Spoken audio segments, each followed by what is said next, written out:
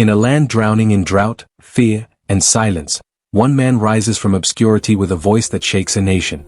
Elijah steps into Israel like a storm wrapped in human form, haunted by loneliness, fueled by conviction, and armed with a message that could get him killed.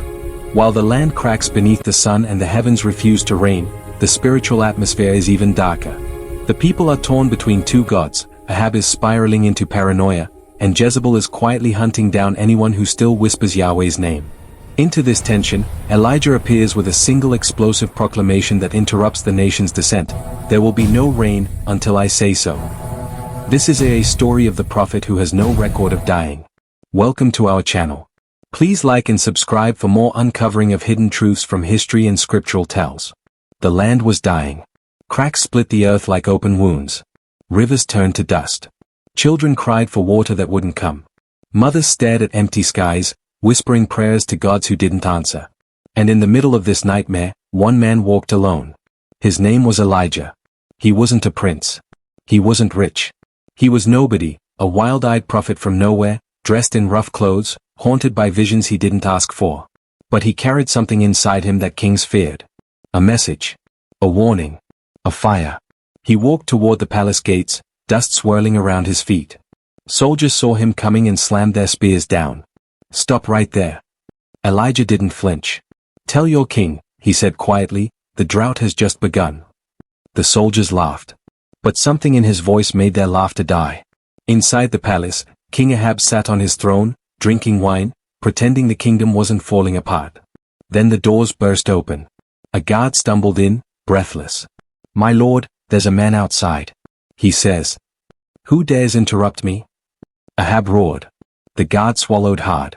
He says, heaven itself is listening to him. Ahab stormed out, rage burning in his eyes. Who are you? He shouted. Elijah stood perfectly still. I am a servant of the living God. Ahab laughed, a cruel, mocking sound. A servant? You're a nobody from nowhere. Elijah's gaze didn't waver. There will be neither dew nor rain in the years to come, except at my word. Silence. The wind stopped. Even the birds went quiet. Ahab's smile faded. From the shadows, a woman stepped forward. Queen Jezebel. Her eyes were cold, calculating, dangerous. She studied Elijah like a hunter studying prey. You dare threaten this kingdom, she whispered. Elijah met her gaze. I don't threaten. I declare. Thunder rumbled once in the distance. Then, nothing. Jezebel smiled slowly. Arrest him. But when the soldiers moved forward, Elijah was already walking away. Ahab shouted after him, but Elijah didn't turn back. Jezebel's voice cut through the chaos like a blade. Find him. I want his head by sunrise. The palace emptied as soldiers scattered into the streets. But Elijah had already vanished into the wilderness. Behind him, the sky remained silent. And the drought had only just begun. Elijah ran until his lungs burned. The wilderness swallowed him whole, rocks, thorns, shadows stretching long under a dying sun. He collapsed beside a dried-up brook called Cherith. Alone. Hunted. Afraid. God. He whispered into the silence, did I go too far? No answer. Just wind hissing through dead branches. He lay down on the hard ground, exhausted, doubting everything. Maybe Ahab was right. Maybe he was just a fool. But then, a shadow passed overhead. Elijah looked up. A raven. It circled once, then landed beside him, dropping something from its beak. Bread. Warm. Fresh. Elijah stared, heart pounding. Another raven descended. This one carried meat. He ate slowly, tears streaming down his face. Heaven was feeding him. In the middle of nowhere, with a queen hunting him and a kingdom cursing his name, heaven was feeding him. Days passed. Every morning, ravens came. Every evening, he drank from the brook. But slowly, the water began to shrink. One morning, Elijah knelt to drink. His hand touched mud. Then rock. The brook was gone. God's voice came like a whisper in the night. Go to Zarephath. A widow there will feed you. Elijah walked for days through scorched land, hunger gnawing at his stomach. When he reached the town gates, he saw her. A thin woman, hunched over, gathering sticks. Her face was hollow. Her eyes were empty. Behind her, a small boy coughed weakly. Elijah approached slowly. Please, he said gently, bring me some water. And a piece of bread. The woman stopped. She looked at him with eyes that had already given up. I don't have bread, she whispered. Only a handful of flour. A little oil. I'm gathering sticks to make one last meal, then my son and I will die. Elijah's heart broke. But he spoke anyway. Don't be afraid. Make me a small cake first. Then make something for yourself and your son. She stared at him like he was insane.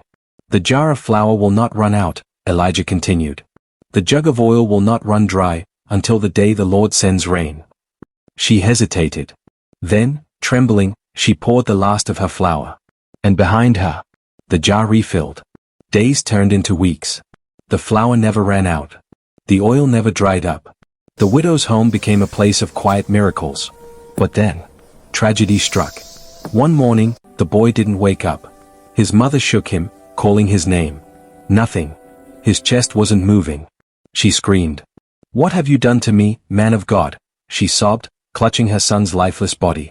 Did you come here to remind me of my sin and kill my boy? Elijah's face went pale. Give him to me. He carried the child upstairs to the small room where he stayed. He laid the boy on the bed and closed the door. Then he fell to his knees. Lord God, please, don't let this child die. Silence. Elijah stretched himself over the boy's body. Lord, let his life return. Once. Twice. 3 times. Nothing. Elijah's tears soaked the blanket. Please. Then. A gasp. A heartbeat. The boy's eyes opened.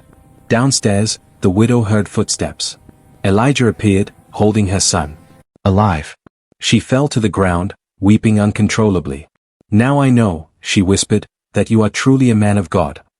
3.5 years passed. Israel suffered. Fields turned to dust. Cattle died. Famine spread like poison. King Ahab searched every kingdom for Elijah, but found nothing. Meanwhile, Jezebel moved in the shadows. One by one, she hunted down the prophets of God. Secret chambers. Midnight arrests. Bodies that never returned. Fear strangled the nation. And Elijah? He grew stronger. Wiser. Harder. But lonelier. He lived in hiding, moving from cave to cave, village to village. At night, visions haunted his sleep. Fire. Mountains. Storms. Altars. Faces he didn't recognize. Voices calling his name. He knew something was coming. Something final. One night, Elijah woke suddenly, drenched in sweat. The room was silent. But a voice, soft, unmistakable, whispered in the darkness. Go. Show yourself to Ahab. Elijah sat up, heart pounding. After all this time? After all this hiding? He closed his eyes and took a deep breath. Then he stood. It was time. The final confrontation was here. And there would be no turning back. Elijah walked the open road. No disguise. No fear. Just a man and his God. Dust rose behind him as he moved toward the palace. Then, hoofbeats. A patrol of soldiers appeared on the horizon. At their head, riding a black horse, was King Ahab himself. The king's eyes widened when he saw Elijah. Is that you? Ahab shouted, voice dripping with rage. You troubler of Israel. Elijah stopped walking. He stood in the middle of the road, unmoving. I have not troubled Israel, Elijah said calmly. You have. The soldiers tensed. Ahab's face turned red. You and your father's family, Elijah continued, have abandoned the Lord's commands. You follow false gods. You poison this land. Ahab opened his mouth to speak. But no words came. For the first time in years, the king was silenced. Publicly. In front of his own men. Elijah stepped closer. Now summon all Israel to Mount Carmel. Bring the 450 prophets of Baal. And the 400 prophets of Asherah who eat at Jezebel's table. Ahab stared, trembling with fury. But he nodded. Because deep down, he was afraid. Inside her palace, Jezebel paced like a caged wolf. He dared to speak to you that way? She hissed. Ahab said nothing. Jezebel's eyes burned with cold fire. She turned to her priests, 450 prophets of Baal, robed in gold and crimson. Go to Carmel, she commanded. Show the people who the real God is. The prophets bowed. But one of them hesitated. My queen, what if his God answers? Jezebel smiled. A slow, dangerous smile. He won't. She walked to the window, gazing out over the dying land. Gods don't speak anymore, she whispered. They take. They demand. They consume. But they don't answer. She turned back to her prophets. Go. And crush the man who insults me. The room filled with chanting. Dark. Rhythmic. Ancient. Spiritual forces stirred in the shadows. Jezebel closed her eyes, letting the darkness wash over her. She had no idea that this would be the last time her prophets ever chanted. Mount Carmel. Thousands gathered. Farmers, merchants, soldiers, children. The entire nation seemed to be watching. Dust swirled. Heat pressed down like a weight. On one side stood 450 prophets of Baal, dressed in elaborate robes, drums pounding. On the other side, one man, Elijah, alone. He stepped forward, and the crowd fell silent. How long will you waver between two opinions? Elijah's voice rang out. If the Lord is God, follow him. But if Baal is God, follow him. Silence. No one spoke. No one moved. Even the wind seemed to hold its breath. Elijah's eyes swept across the crowd. Get 2 bulls, he said. Let Baal's prophets choose one. Let them prepare it and place it on wood, but don't light the fire. I'll do the same. Then we'll call on our gods. The one who answers by fire is the true God. The people murmured. Baal's prophets glanced at each other nervously. But they nodded. They had no choice. Elijah gestured toward them. You go first. You have the numbers.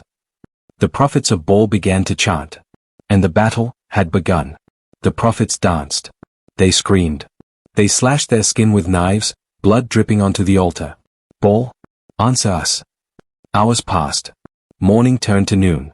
Still nothing. No fire. No voice. No sign. Elijah watched, arms crossed. Then he began to mock them. Shout louder, he called out. Maybe your God is deep in thought. Or busy. Or traveling. Maybe he's sleeping and needs to be awakened. The crowd gasped. Some laughed nervously. The prophets screamed louder, cutting themselves deeper. Blood pooled at their feet. Their voices cracked. Their bodies shook with exhaustion. But the altar remained cold. Silent. Dead. Finally, as the sun began to sink, they collapsed. Defeated. Humiliated. Elijah stepped forward. Now, he said quietly, my turn. The crowd pressed closer. Every eye locked on him. He walked to the broken altar of the Lord, stones scattered, overgrown with weeds. Slowly, deliberately, he began to rebuild it. 12 stones. One for each tribe of Israel. The nation held its breath. Elijah stacked the stones carefully. Then he dug a deep trench around the altar. He arranged the wood. Placed the bull on top. Then he did something no one expected. Fill 4 large jars with water, he said. Pour it on the offering and the wood. The people stared. Water? In the middle of a drought? But they obeyed. 4 jars of precious water were poured over the altar. Do it again, Elijah said. They poured again. A third time. Water cascaded down the stones, filling the trench. The altar was drenched. Soaked. Impossible to burn. People whispered, he's insane. But Elijah stood calmly, eyes closed. Then he lifted his hands to the sky. Lord, God of Abraham, Isaac, and Israel, let it be known today that you are God in Israel. His voice was strong. Clear. Answer me, Lord. Answer me, so these people will know that you are turning their hearts back. Silence. The wind stopped. The sky darkened. Then, boom. A column of fire slammed down from heaven. It consumed the sacrifice. The wood. The stones. The water evaporated instantly. The ground shook. People screamed and fell to their faces. The Lord, He is God. The Lord, He is God. Elijah stood in the glow, eyes reflecting the flames. Unmoved. Unshaken. Victorious. Elijah's voice cut through the chaos. Seize the prophets of Baal. Don't let anyone escape. The crowd surged forward. Soldiers grabbed the prophets, exhausted, bleeding, broken. They were dragged down the mountain to the Kishon Valley. It was brutal. Intense. The air thick with dust and fear. This wasn't just a battle of men. It was a collision of kingdoms. Light against darkness. Truth against lies. Elijah watched with heavy eyes. Victory didn't feel triumphant. It felt costly. When it was over, he stood alone on the mountain, staring at the sky. For 3.5 years, the heavens had been silent. Now, thunder rumbled. Lo, deep, threatening. Clouds began to gather above him. Elijah closed his eyes and smiled. The rain is coming. Elijah climbed to the peak of Mount Carmel. He bent down, face between his knees. Lord, send the rain. His servant stood nearby, watching. Go look toward the sea, Elijah said. The servant ran to the edge and stared at the horizon. Nothing. He returned. There's nothing there. Go again, Elijah whispered. 6 times the servant went. 6 times he returned with the same answer. Nothing. But Elijah didn't move. Didn't doubt. Didn't waver. Go, one more time. The 7th time, the servant ran to the ridge. And froze.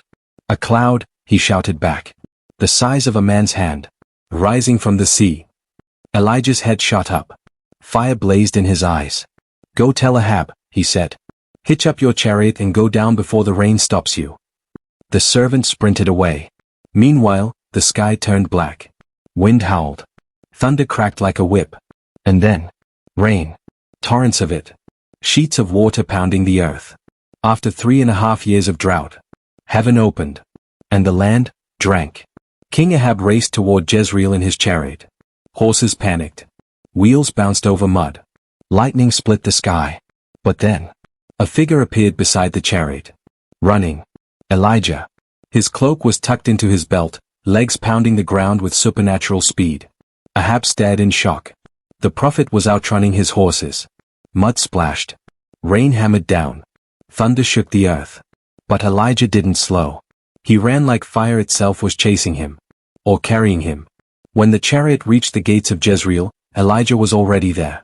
Standing. Waiting. Breathing hard but unbroken.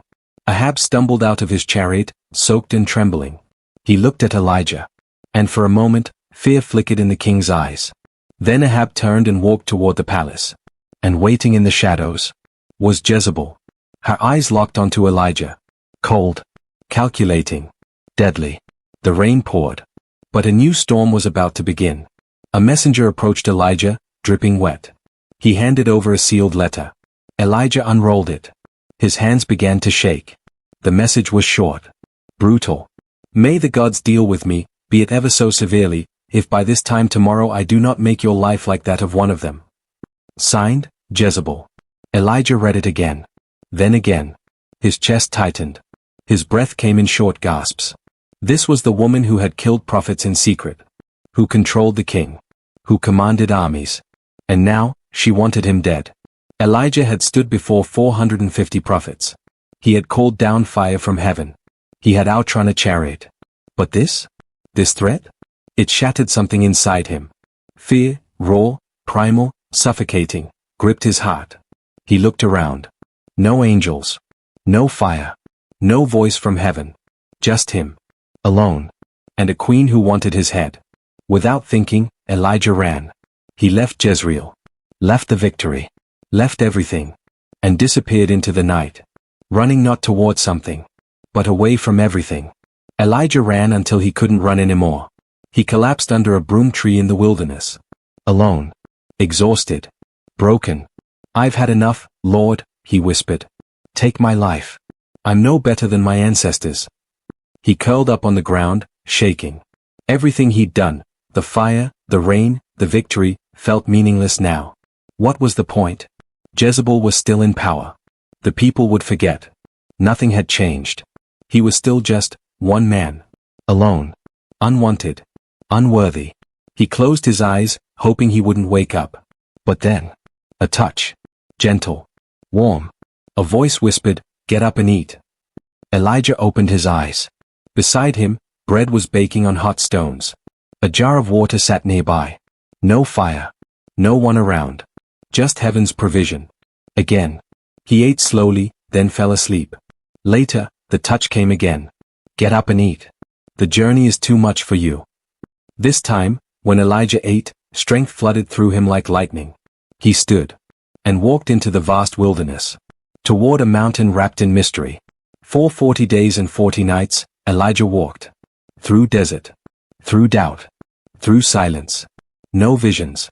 No voices. No signs. Just his feet moving forward. Until finally, he reached it. Mount Horeb. The mountain of God. The same place where Moses had once stood. Elijah found a cave and crawled inside. He sat in the darkness, trembling. Then, a voice. "What are you doing here, Elijah?" He didn't hesitate. "I have been very zealous for the Lord. But the Israelites have rejected your covenant. They've torn down your altars. They've killed your prophets. I'm the only one left, and now they're trying to kill me too." His voice cracked. "I'm alone." Silence. Then the voice spoke again. "Go out and stand on the mountain." Elijah stepped outside. And the world exploded. A violent wind tore through the rocks. Boulders shattered. But God was not in the wind. Then, an earthquake. The ground split open. But God was not in the earthquake. Then, fire. Roaring. Consuming. But God was not in the fire. And then, a whisper. Gentle. Soft. Unmistakable. "Elijah." The whisper wrapped around Elijah like a blanket. "What are you doing here?" Elijah covered his face with his cloak. "I've been alone, Lord. I thought I was the only one left." The voice was kind. Patient. "You are not alone. I have reserved 7,000 in Israel, all whose knees have not bowed to Baal." Elijah's breath caught. 7,000? He wasn't the only one? Light flooded the cave. Not from the sun. From something deeper.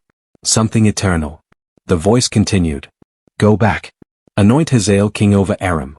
Anoint Jehu king over Israel. And anoint Elisha to succeed you as prophet." Elijah straightened. His identity, shattered by fear, was being restored. His purpose, lost in the wilderness, was being rebuilt. He wasn't finished. He wasn't forgotten. He was still called. Still chosen. Still needed. "Go back," the voice repeated. And this time, Elijah didn't hesitate. He walked out of the cave. Into the light. With fire rekindled in his chest. The real battle wasn't over. It was just beginning. Elijah traveled through fields and villages. His eyes scanning. Searching. For the one God had promised. Then he saw him. A young man plowing a field with 12 yoke of oxen. Strong. Focused. Unaware of the destiny approaching. His name was Elisha. Elijah walked toward him slowly. Elisha didn't notice at first. Then, Elijah threw his cloak over the young man's shoulders. Elisha froze. His hands dropped the plow. He turned, heart pounding. "Wait," he shouted as Elijah started to walk away. "Let me kiss my father and mother goodbye, then I'll follow you." Elijah didn't stop. "Go back," he said. "What have I done to you?" It was a test. Elisha stood there, trembling. He looked at the oxen. At his home in the distance. At the life he knew. Then he looked at the old prophet walking away. And he made his choice. Elisha slaughtered the oxen. Burned the plowing equipment. Gave the meat to the people. Then he ran after Elijah. "I'm coming with you." Elijah glanced back. And for the first time in a long time, he smiled. Months passed. Elijah and Elisha traveled together. Master and student. Prophet and apprentice. Conversations were deep. Tense. Honest. Elisha asked questions Elijah had never been asked. Why did God let you run? Why did he whisper instead of shout? What does it mean to carry fire? Elijah didn't have all the answers. But he was learning. So was Elisha. One night, as they camped under the stars, Elisha asked quietly, "Will I be like you?" Elijah stared into the fire. "No," he said. "You'll be better." Elisha frowned. "How?" Elijah smiled sadly. "Because you'll know something I didn't." "What?" "That you're not alone." Silence. Then, from the shadows, a voice, soft, like wind through leaves. Not spoken. Just, known. Soon. Elijah's heart quickened. He knew what it meant. His time was ending. And Elisha's was about to begin. Rumors began to spread. Prophets whispered in the streets. God is going to take Elijah. Soon. Maybe today. Elijah and Elisha walked toward the Jordan River. A group of prophets stood at a distance, watching. They knew. Everyone knew. Elijah stopped at the riverbank. He took off his cloak, rolled it up, and struck the water. Boom. The river split. Water piled up on both sides. Dry ground appeared. Elisha's eyes went wide. They walked through together. On the other side, Elijah turned to him. "Tell me, what can I do for you before I'm taken away?" Elisha didn't hesitate. Let me inherit a double portion of your spirit. Elijah studied him. You've asked a difficult thing. But if you see me when I'm taken from you, it will be yours. They kept walking. The air grew heavy, charged, electric. Then, a sound, like thunder, but deeper, a roar from another world. The sky split open. Elisha shouted, "Master!" But Elijah was already looking up, his face calm. "Ready. It's time." A whirlwind descended. Massive, blinding, roaring like a storm from the throne of God. And then, horses, flaming horses, pulling a chariot made of fire. They descended between Elijah and Elisha, separating them. Elisha screamed, reaching out, "My father! My father!" But Elijah was already being lifted. The whirlwind wrapped around him like living light. He didn't fight it, didn't resist. He looked down at Elisha one last time. Their eyes met, and Elijah smiled. Then, he was gone, swept up into the heavens, vanishing into the storm. Elisha stood alone, trembling, tears streaming down his face. "The chariots and horsemen of Israel," he cried out. Then silence. The whirlwind faded. The sky cleared. And something fell. Slowly, gracefully. Elijah's cloak. It landed at Elisha's feet. He stared at it, his hands shaking. Then he picked it up, and the weight of 2 destinies settled on his shoulders. Elisha stood at the Jordan, clutching the cloak. His heart pounded. Could he do this? Was he ready? He looked at the river, then at the cloak in his hands. He took a deep breath. Where now is the Lord, the God of Elijah? He struck the water. Boom. The river split. Just like before. Elisha walked through on dry ground. On the other side, the prophets who had been watching fell to their knees. The spirit of Elijah rests on Elisha. They bowed before him. But Elisha didn't feel powerful. He felt small, afraid, unworthy. Yet the cloak on his shoulders burned with purpose. He walked forward. Into cities. Into kingdoms. Into battles. And everywhere he went, miracles followed. Water purified. Poison neutralized. The dead raised. Oil multiplied. Armies blinded. Just as Elijah had said. Elisha carried a double portion. Not because he was stronger, but because he had learned what Elijah spent a lifetime discovering. That the fire was never in the miracles. The fire was in surrender. Years passed. Elisha grew old. His hair turned white. His body weakened. But the fire inside him never dimmed. He trained new prophets. Spoke truth to kings. Carried the weight Elijah had once carried. But he never forgot. On quiet nights, he would hold the old cloak and remember. The man who had thrown it over his shoulders. The whirlwind. The chariots of fire. And he would whisper into the darkness. Thank you. Because Elijah had given him more than power. He had given him purpose. One evening, as the sun set over the hills, a young prophet approached Elisha. Master, do you ever wonder where he is now? Elisha smiled. I don't wonder. I know. Where? Wherever God needs him next. The young prophet frowned. Will we ever see him again? Elisha's eyes gleamed. One day, when the fire returns. The young prophet didn't understand. But Elisha did. Because deep in his spirit, he knew. Elijah's story wasn't over. It was just waiting. The Bible says something strange about Elijah. It says he never died. He was taken. Carried away in fire and wind. To where? No one knows. But centuries later, on another mountain, something happened. Jesus stood there with 3 of his disciples. And suddenly, 2 figures appeared beside him. Moses and Elijah. Still alive. Still serving. Still carrying fire. The disciples fell to the ground, terrified. But Jesus stood calmly, speaking with them. And when the moment ended, Elijah vanished again. Back into mystery. Back into the eternal story God is still writing. So what's the lesson? What's the message hidden in Elijah's life? It's this. The real miracle was never the fire that fell on the altar. It was the fire God was building inside a broken man. A man who ran. Who doubted. Who felt alone. But who learned, slowly, painfully, beautifully, that God doesn't need perfect people. He needs willing ones.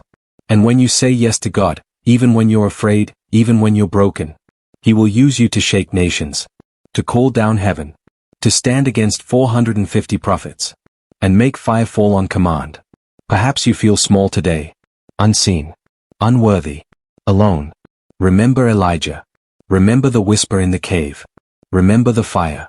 Because the God who moved through him is still moving today. And your story? It's not over. It's just beginning.